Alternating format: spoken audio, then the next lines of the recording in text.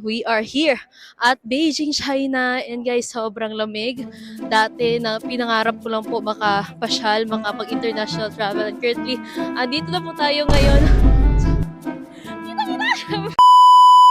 Ano masasabi mo ngayon, Coach Melchor? Asan tayo ngayon? Nandito tayo ngayon sa China. Beijing, China. Beijing, China. And sobrang sabi ko, grabe. Hindi ko feel ang yung init. Sobrang lamig. Lamig pala, hindi pala feel yung lamig. Hindi ko feel yung init. Lamig pala yung Lamig feel. pala ang feel na feel kasi sobrang lamig. Lalakad tayo ngayon sa kalsada ng China. And of course, mga nakikita natin mga Chinese. Ang mansag Pinoy ito makita, no?